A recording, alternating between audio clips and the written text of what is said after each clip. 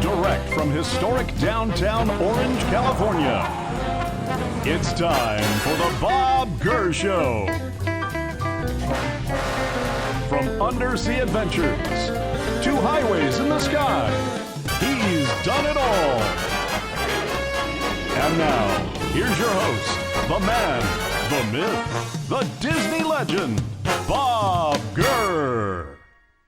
Hey kids, boy do I have an interesting person today. It sort of comes from two worlds, the worlds of here and maybe somewhere else in a way, a kind of a polite way to make an introduction to Amy Bruni.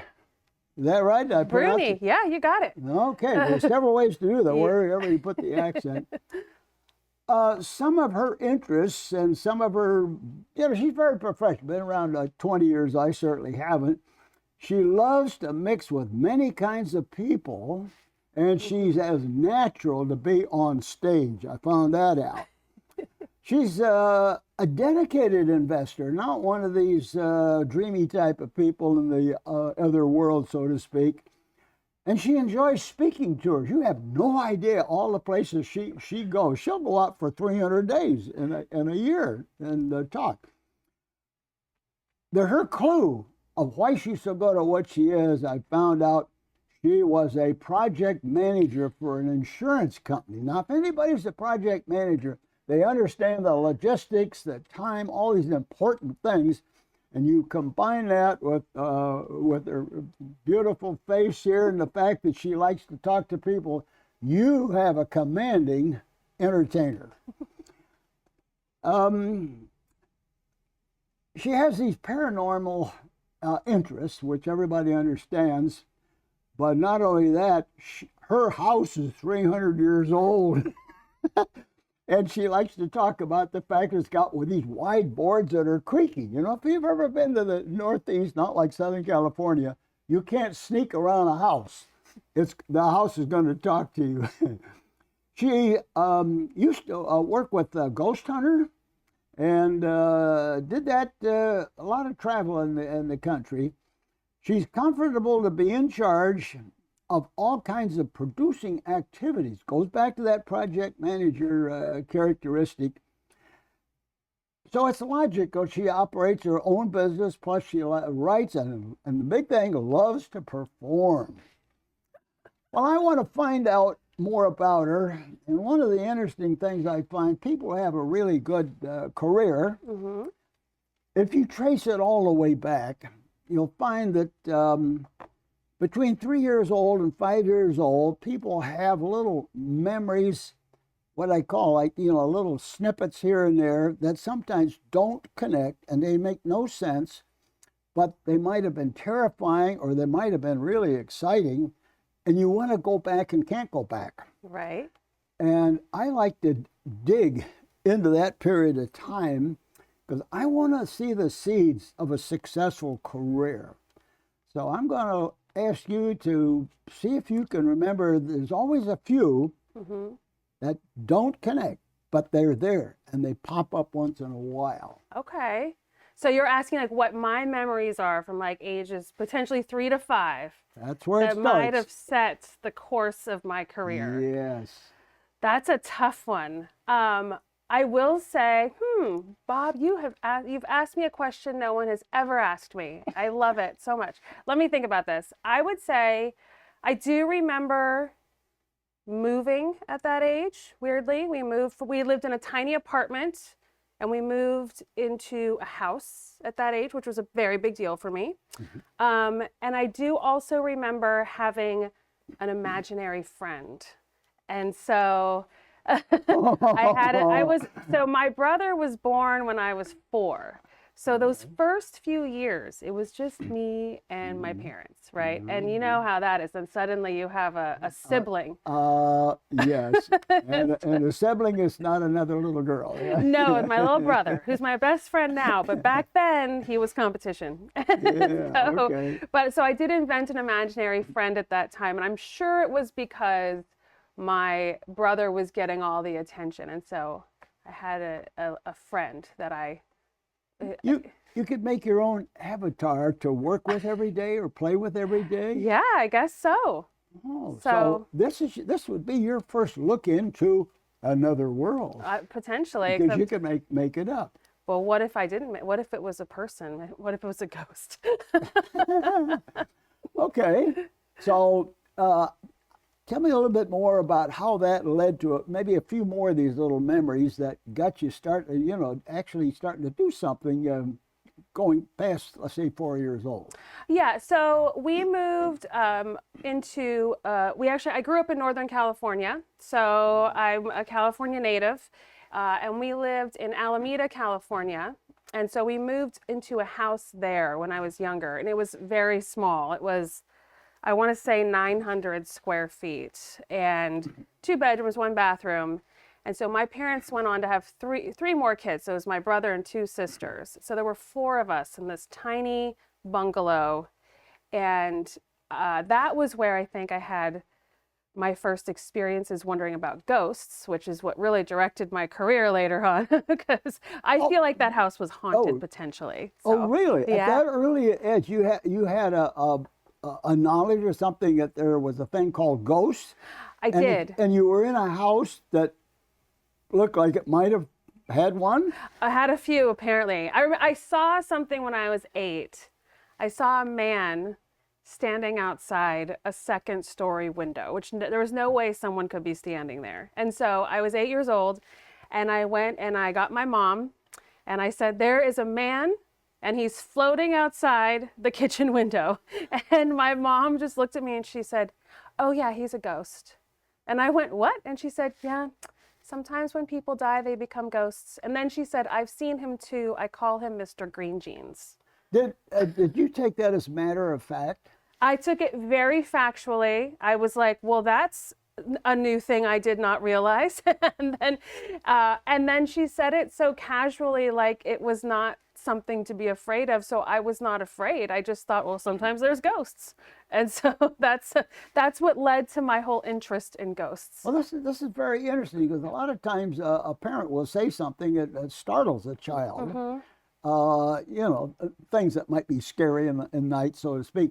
But I'm interested in the fact that your mother knew enough about how to work with children to give you a piece of fact that was not in a threat or a startling or a warning type of manner. That must have set you up as easy and natural with the idea of a ghost. Well, yes. And I think that's important just with parents in general. Like us, when you're a kid, you're looking at your parents and you're looking at them and how they are feeling about a situation or how they're reacting to a situation, and you mirror that. So if your parents are alarmed, you're alarmed. Whereas if you just kind of present something as like, oh yeah, sometimes this happens. And it's like, oh, well, my mom's not scared. So this seems like it's totally normal.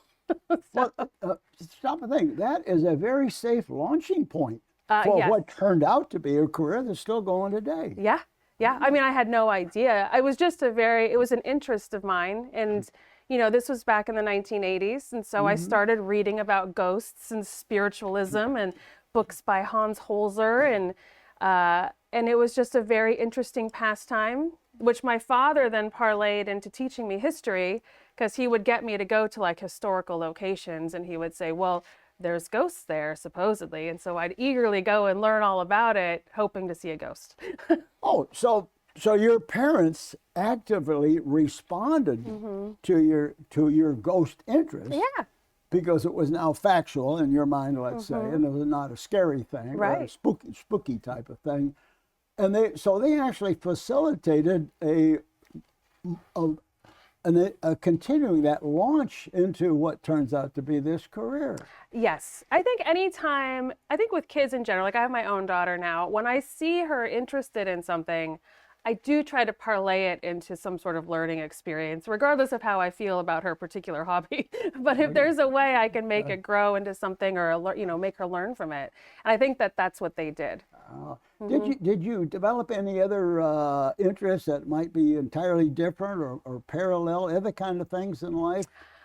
I would say my other hobbies were just very general kid-like. I loved reading. I was a very avid reader. I remember my father and I went hiking a lot. We were big outdoorsy people. We would camp a lot. Excuse me. So it was just, general childhood interests. Again, this was back in the 80s, so I was into my Saturday morning cartoons. Yeah. Well, you say you went hiking. What part of Northern California exactly?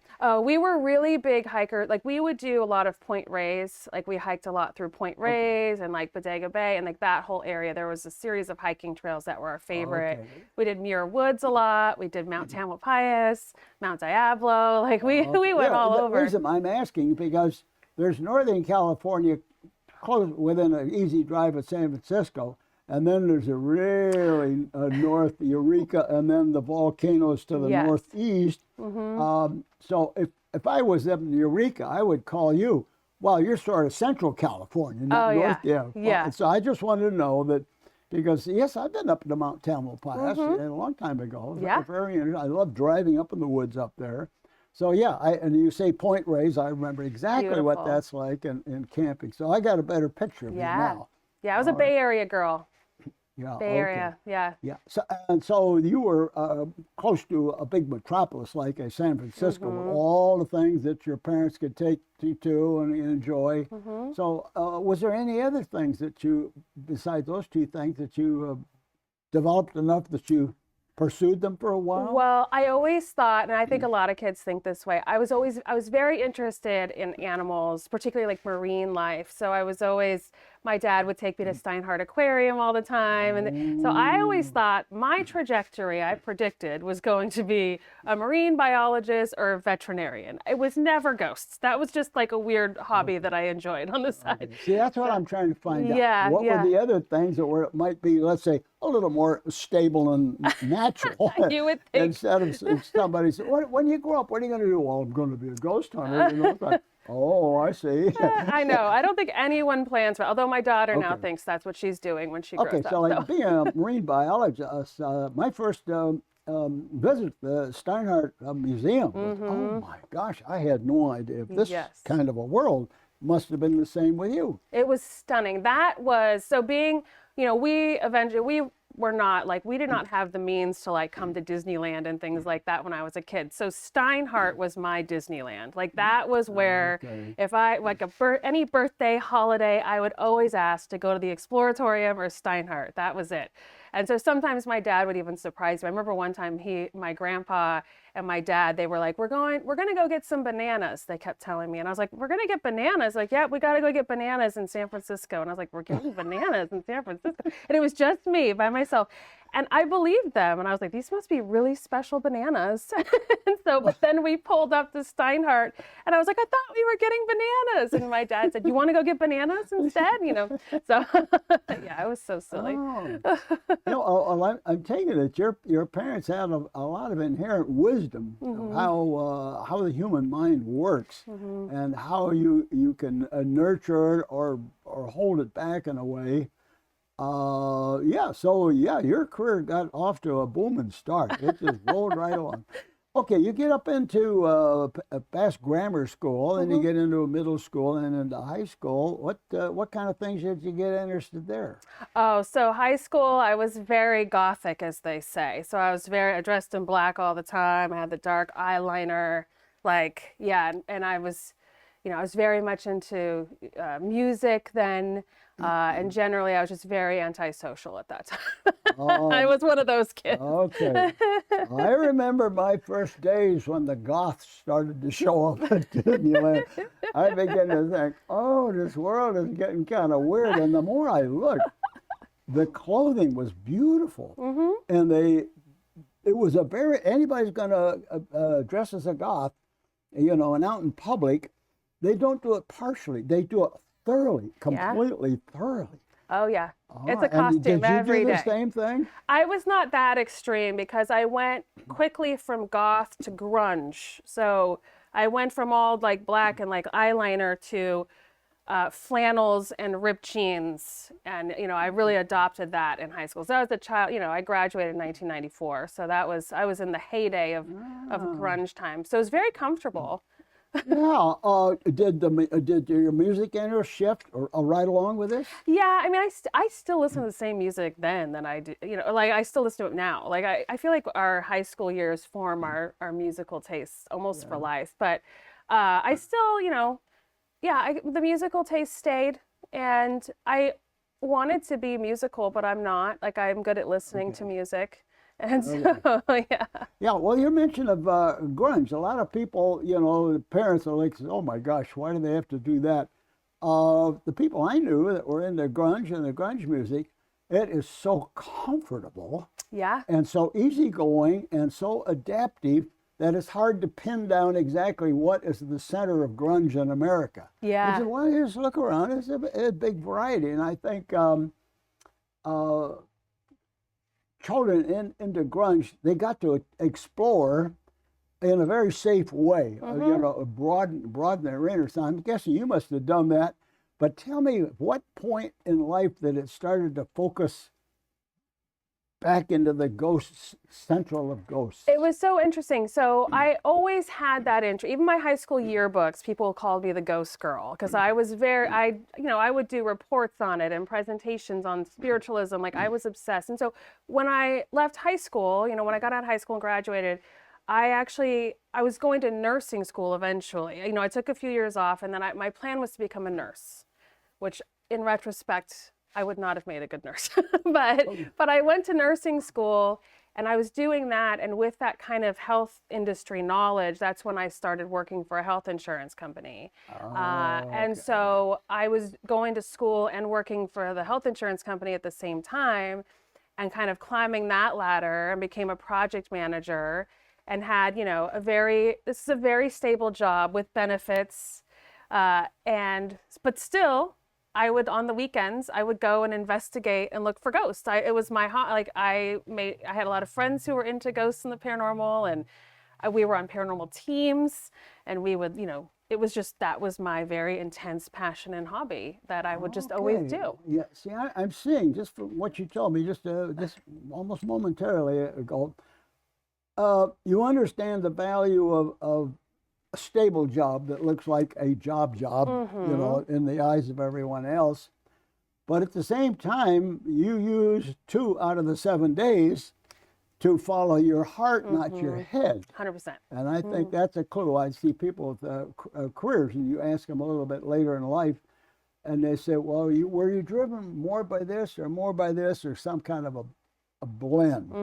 And I find out the people that let their heart drive them, they get used to not striving for money. Right. They get used to, I am having a good time here. Yes. And I see that with so many people, that they wind up being the happiest ones, by the time they get to the so-called retirement age. And they've had an extremely good time.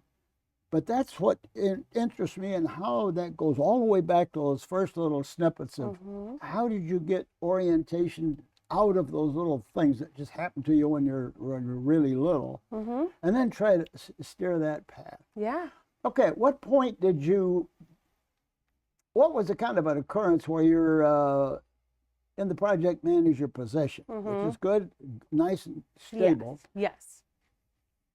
Did you actually take a leap of faith out of that into the paranormal world? It was a really interesting story. I want to hear this now. Okay. So I had a podcast, a paranormal podcast that I was working on, and there were a couple of fellows from the show Ghost Hunters, and we kind of knew each other on social media, but they were starting their own podcast and they wanted assistance with it. And so one of them reached out to me to see if I would help them produce their podcast.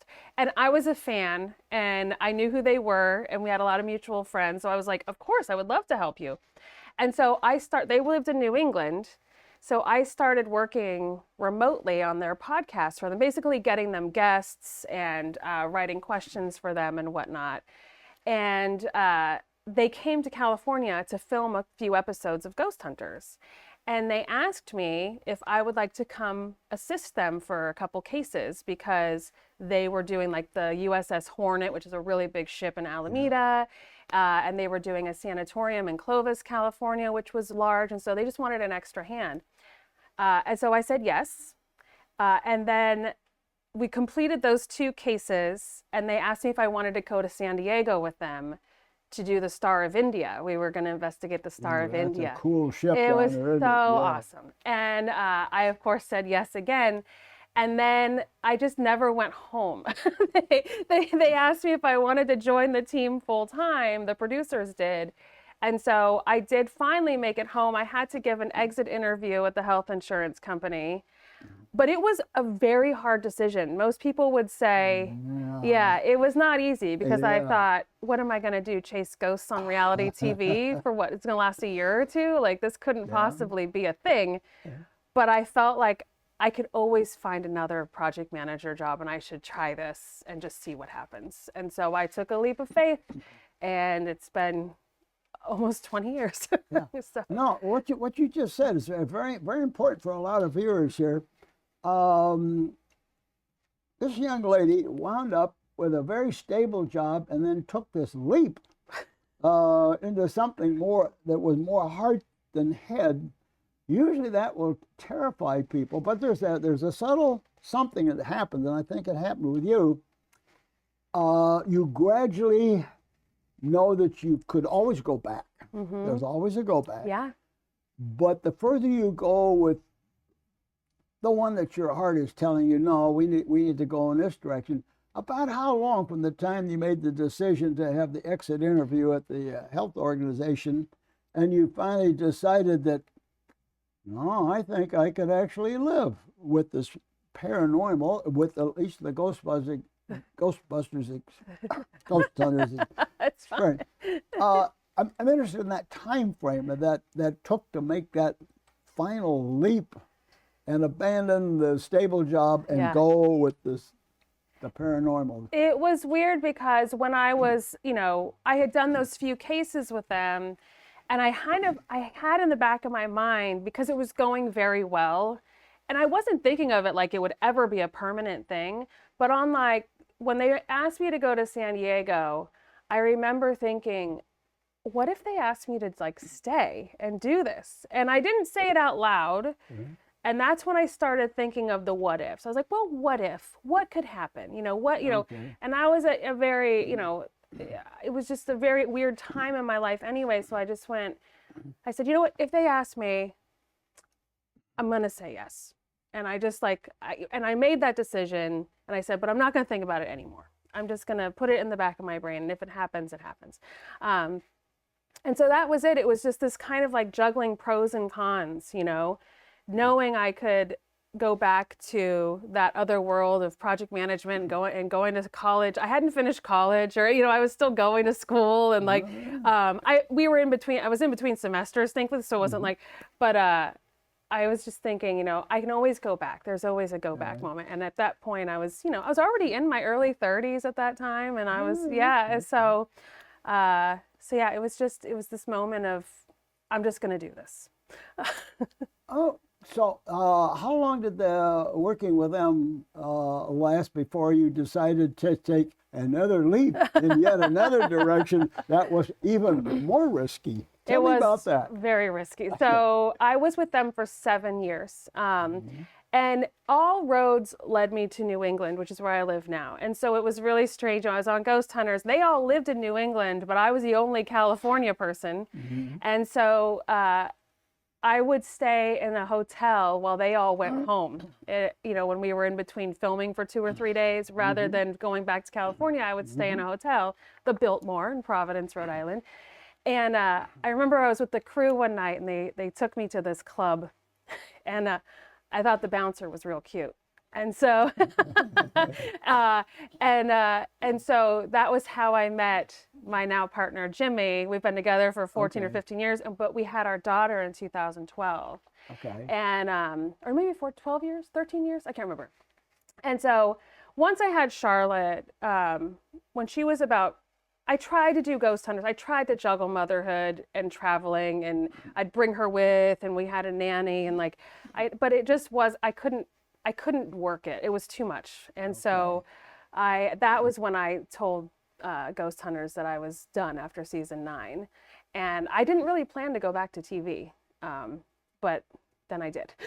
Oh, okay. Yeah, because see, that's another super critical, another risky jump. But I noticed when you mentioned about, you go back east and then they travel a place and then you stay, you actually were a paranormal roadie. I was. That's what it felt like. Yeah. I felt like a rock star without all the cool stuff. Yeah, because everybody gets used to doing a gig and then they travel and so I'm a gig. I'm doing a roadie thing. What do you do? And I do it with ghosts. I know. I spend my days off going to the mall and the museum. Yeah. Oh, this must have been an exciting time because you got the family growing. Yes, Yeah. it was. It really was. And so I left Ghost Hunters, and I was, you've had Steve on and stuff. Some of them are still just like some of my best friends ever. You travel with people for that long, you become very close. Yeah. But that was when I started a company called Strange Escapes at that time, which is like a paranormal travel company, which sounds ironic because I didn't want to travel as much. But, I would do one of those every couple of months. I could bring my daughter. It was, and that was my plan. I was going to have this travel business and raise my child and live in New England. And we were so happy. And then the Discovery Networks came calling. They were like, we would love for you to come back to TV. Like, do you have any ideas? We'll work with your schedule. We'll make sure you're close to home. They just kind of threw it all out on the table. And so Adam Berry and I came up with the idea for the show Kindred Spirits. And so that was when I made my return to TV, but it was a lot more conducive to family life because we were so close to home most of the time. Yeah.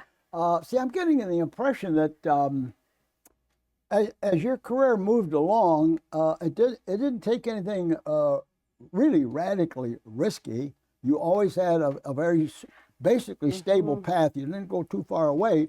But what's intriguing is you're such an actress, and that you were project manager. This is sort of like getting into the television business, not as front of camera actress, but a sort of gradually learned to be a producer. Yes. So in other words, you're coming out of the production side of a company, and then everybody's urging you, say you're pretty good at you understand everything. Oh, why don't you go around the other side of the camera and start telling us how you see things. Usually people don't do that. Usually a person will start in the acting side and they say, wow, I like all the background stuff, and then they'll drift over into the background, and then they really got a lot of work. Yeah. But you jumped the other way. Yeah, I mean, with Kindred, it was really important to me that, obviously being on air, like Adam and I hosted the show and we were the faces of the show, but it was also important that we were very, we wanted to maintain our integrity. That's like being a ghost hunter on TV. It's very easy to lose your integrity. I want people to know that I'm never on TV faking things or lying, or I want them to know they can trust me. And so the only way you can do that is by producing the show as well and being in charge of the final product. And so that was also the only way I would go back to TV, is I needed to be, have my hand in how it was made. And so that was very important, especially once you have a child who's looking up to you. And I wanted to show her that, like, I could do this. And well, this is a perfect spot. You've walked me through very nicely, right up to a very solid thing, and use the word integrity. I have to say, I don't understand that much about paranormal activities. There's a lot of stuff, to me, looks like it's too much woo-woo, and there's too much publicity. They want to get a lot of advertising, all these kind of things. But somehow, looking at your career, you had a rock-solid MO, in a way, modus operandi, that is very central to the core of what you do and how you do. I'd like to have you talk a little bit more in detail, in other words, without saying anything bad about other way people do things paranormal, but say everybody has a approach how they want to do something. But you seem to stand out as a very logical person, and you still dive into the illogical in a way. Yes, very And fair. so this is a strange yin-yang kind of a relationship. I'm very interested in how you evolve this integrity path, this idea of, let's say, that people do have beliefs, but you have a wider view about how people can be, let's say, belief-driven more than fact-driven, and it's a kind of a fuzzy area because, you know, you're dealing with several different aspects of human perceptions. So could you amplify a little bit more? I'm really interested in the solid core of Amy as a real investigator. At the same time, I think you do a lot of enlightenment. You do a lot of kind of teaching for people. And I think one of the keys to your success is the people that are on the edge of paranormal interest, or just casually they flip through a TV channel. Oh, I've never seen her before. Oh, she's talking about ghosts. And at the end of a viewing, if you're a little bit, they come away with this is solid information about ghosts, you know, away from the, let's say, the more woo, more interesting side of things. Can you amplify some of that? Well, yeah, absolutely. So one of my really just, I tell people this a lot, like, I will never speak in absolutes. I will never say ghosts absolutely exist. I know what a ghost is. I know how a ghost is made.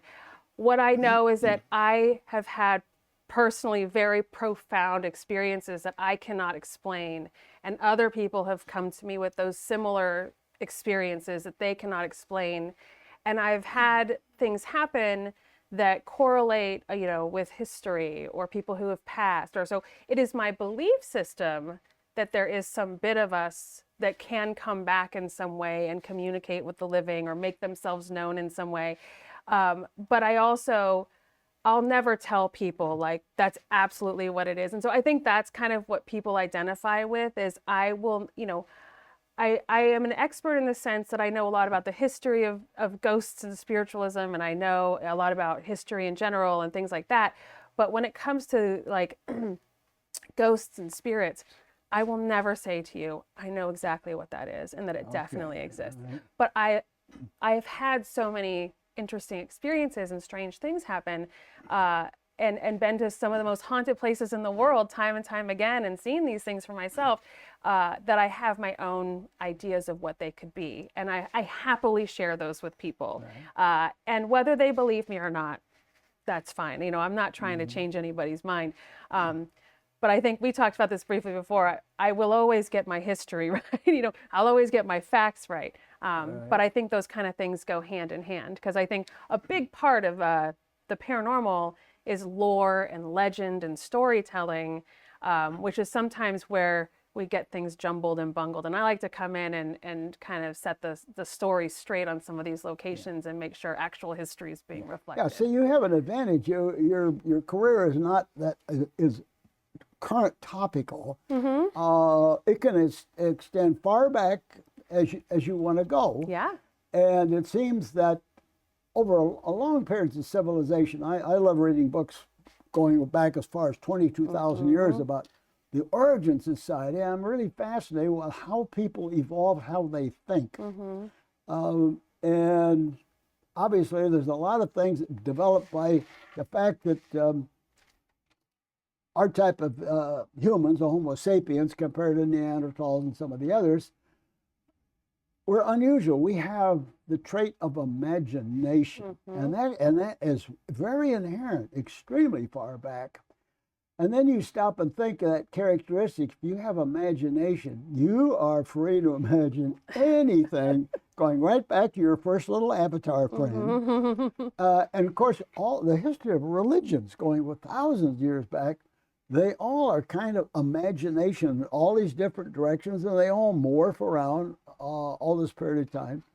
So in this long period of history, if you go back and look at two programs that were popular, Alfred Hitchcock Presents and Rod Serling, you could go to the edges of things, but but don't go to the absolutes. Mm-hmm. And that's a very tender area. Did you ever watch any of their programs? Oh, I did. I grew up watching that. My father was a big fan. So yeah, and I also then into the 80s even further. I was a big fan of like Leonard Nimoy's In Search of, and all of those. Yeah. Well, yes. Now you touched on Gene Roddenberry. Uh-huh. Okay. Yeah, it's like Roddenberry's, the guidance that he gave to people to use their imaginations. We're talking about worlds we could say, well, they didn't exist. Well, maybe they could have, or they might occur. But be very careful what you say and how you say that. So you don't want to break the integrity of the storytelling of the what might have beens or what could be's. Yeah. Things like that. And those two programs are very good at that. They stayed, just within the curbs enough that they did not ruin their integrity. No. Okay. Yeah, no, and I say that to people too, like, obviously our minds are capable of so much, right? And so I always tell people to be aware of things like confirmation bias or wanting something to be ghostly so badly that you call it ghostly. And that's one of the hardest things about what I do is kind of trying to discern between, what could be imagination and confirmation bias versus what is truly something that is unexplainable, which I've certainly experienced many times. But we have to be hard on ourselves. Our brains are capable of a lot. Well, you just said the key word, confirmation bias. It happens all the time. Yeah. I follow the aircraft industry where things happen that, kind of tragic. And in those are the little seeds of disasters driven by confirmation bias. Okay, kids, a lot of you have never heard confirmation bias put together. Could you talk to me a little bit more about how the human mind works when it has this inherent pressure of confirmation bias? Well, especially doing what I do, there is an emotional component sometimes, especially when you have people who are believing that they are communicating potentially with loved ones, that they are so desperate to be hearing from again, right, who've passed on. And so it's very easy for us to, confirmation bias, meaning like it's very easy for us to put away the obvious other things that something could be and reach for that possible thing we want it to be so badly. And, or people are so desperate to have a paranormal experience or experience a ghost for themselves that they will ignore the other very plausible explanations to what just happened because they want that nugget so badly. And I totally understand. As someone who have taken thousands of people on ghost hunts and paranormal investigations, and that's one of the hardest things for me to navigate. People will bring me photos that they're convinced, is their dead Uncle Joe or something, and I have to kind of swallow it and just, I don't want to be that person to be like, well, that's dust, or something, but it is hard. It's hard. And, but it's so much more special when you have a truly profound experience that doesn't have other explanations or other causes. It makes it that much more special when you've ruled everything else out, It's sort of like to find the facts of an unknown thing. There's always been this theory of don't just suddenly say this is, or I just believe it so strong it's got to be true. The concept of the moth circling the flame. The moth, he could dive into the flame right away, but the moth, remember, you're doing a spiral. And the spiral is slowly closing. What you're actually doing, you're eliminating all the other possibilities, all the other, and then you get down to something where the moth is right at the flame. It seems like you're in a position at that moment to hang on to that integrity part. Yes. But understand the other person is deep into confirmation bias. That's a tender spot where you've got to be a psychologist to not ruin your reputation, but at the same time, let them go away with some satisfaction because they've learned more about something. Right. Is that the way it kind of works? Yeah, I always frame it in an answer is an answer. So I always say, even if I can give you what, having done this for so long, if I can give you an explanation that's not paranormal, that's still an answer for you. And we want answers, and we want to be fair, and we want to be truthful. And so I always try to frame it that way. Or some people will come to me and I'll try to say, and I'll try to make it positive. I'll be like, good news, it's not a ghost, you know, good news, I have a great solution for you, you know. And so it is, but it is really hard to navigate. And it does bring out that kind of like therapist side of me, which I am not, but you kind of have to be in some cases. You have to be tender, and you have to be delicate and gentle with people's feelings and emotions and belief systems. But it's also, you know, you want them to maintain that interest, because I love when people are interested in what I do and in the paranormal and ghosts. So you don't, you kind of have to let them down easy, but there's also many times where I'm like, I'm stumped. I don't have an explanation for you. And those are some interesting cases. But so you're really in the kind of the hand holding Yes. period toward the end of such a conversation. Okay. Yeah, absolutely. You know, I like to be very respectful of people's feelings and their hopes and wants, and you know, I love that they love this as much as I do, and so I want them to continue that. Okay, for you viewers here, you've learned a lot about here. Let me kind of summarize, you know, what I've observed here. You're very social, and you're friendly, and you're cheery, and you're fun. That doesn't seem like a ghost story. No. But you're a regular mom.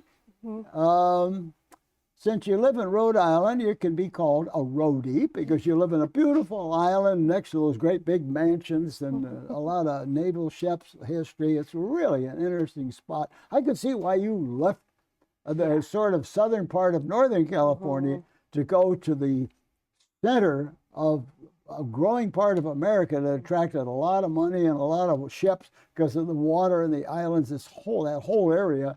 For a little itty bitty state, Rhode Island, about that big. You have a unique business niche. It fits your paranormal and onstage loves. Yeah, I think you have 800,000 followers. I mean, this is that puts me to shame. Well, my 123,000. These are social media platforms, and you relish your privacy. Funny and smart, investigative protocol. You're good at what you do. I can really tell that. So tell me what's next. What's next? That's a very good question. I've started writing cookbooks, which is, you know, which is my, because I do love food and wine, and so I started writing cookbooks about recipes from haunted locations. And so, you know, Food to Die For came out in July, and I just signed the contract for another one. And so that's the future. I have another show coming out called Historically Haunted. And, you know, believe it or not, like I'm trying to do as much as I can from home, so I can enjoy being home. I love my house. I love my family. I love Rhode Island. And so other than touring in the fall, I really try to stay home based. So that's. But I'll bet you do go up in Vermont in the leaf season. Oh yeah, well I do have a little like vacation home in New Hampshire, so we go up and we do leaf peeping. We're avid leaf peepers, and my daughter loves to ski, and we hike up there too. So you can go up and watch the maple sap coming out of the trees up there. Yes, I want to get my own someday. That's my next thing, actually. Syrup. So so you see there's other things that you could like to pursue, but there's almost like little offshoots that still keep you in your home. Yes, I try to be. I try to. What do they say? Like I don't like to be in any one. I don't want to be in any one career. You know, I don't want to be in one space. I want to be kind of multifaceted. You know, I never wanted to rely on television. I made a very big point to never rely on television. And so I just always try to have many irons in the fire because it keeps it interesting. And, you know, I get to keep doing what I love. My goal is always to keep spooky my career somehow, you know. Well, today we have so many tools of communication that it's very obviously a beautiful home where you're, you know, the family, and you got your office and all the things around the community that are very, very nice. Yes, you can do things in print, you can do social media things, different aspects of it. But the idea of writing, I thought the writing of a cookbook, I've talked to several ladies, so one of them was particularly at Disney, talking about different kind of cooking. In fact, she insisted one day when she found out I'm learning it late in life how to cook a little bit. And I invented a couple of recipes, which were just kind of joking. That's for bachelors. It's got to be simple to do, enjoy it, and clean it up really quick. Always use stainless steel. And she forced me to put into writing two of my recipes. Oh. And it's in her book. That's amazing. Yeah, so this is very funny that's an interest that you could do. But as you said, goth a little while ago, I thought you could do a book on gothic cooking. I feel like the cookbook is very close to that, because I said to them when we did the design for Food to Die For, I said to them, I want it to look colonial, gothic, and witchy were the words. And so when the design team came back, it was just perfect. And so it does, I think it does go back to my like gothic roots a bit. So it was yeah, it was something else, but they nailed it. Okay. Well, before we wind this up a little bit, I'm really intrigued about the island that you live on. And there's everything within about 20 miles. Yeah. That area is a magical place. How about for our viewers, could you describe it from your home and some of the places you like to go to? And I know there's a couple of places you like to have a little bit of wine. And you know me well. Oh, yeah, and there's all the harbor with all the cute little boats and everything, and a lot of naval stuff. Can you describe what it's like living in your little town so that they can understand you're interested in the paranormal and the ghosts, but you're in the middle of this gorgeous place that has history going in all directions from it. That's why I ended up there. I feel like New England to ghost hunters is like Hollywood to actors. You know, it's just where everything began in our country. And so, yeah, I live in Newport, Rhode Island, which is on Aquidneck Island. So I'm on an island in Rhode Island, so even a smaller area. And everything's within 10 or 15 minutes from me, and we try to avoid leaving the island at all costs. So you don't ever go off island, but it's just, it's beautiful. It's 4 seasons. There's historic homes everywhere. I can walk to, along the ocean. I take my walks every morning by, it's a place called Statuesque Point, and there's deer and beautiful, there's a snowy owl there every winter. And down by the harbor, there's just beautiful restaurants and gorgeous sunsets. And, my daughter goes to this idyllic little school, and we run into people we know everywhere. And it is magic. It's absolute magic. I love living there. Yeah, what really drove me to ask that question was a great number of years ago, I spent several days there. Part of it because I wanted to go on a battleship, and I also wanted to go down in a submarine. Oh, yeah. Big about spooky things on a windy day, and I'm the only one in the submarine with the red lights, and it's bobbing and banging against the dock. And then a few miles away, you go to the beautiful walk on the beach, and you have one mansion after another, and they sell tours. And I spent a whole day going from mansion to mansion to mansion, but I saw this community around it, and you are right smack in the center of that. Thank you for sharing some of that. When you say it's 10 minutes away, and you try to never leave the island.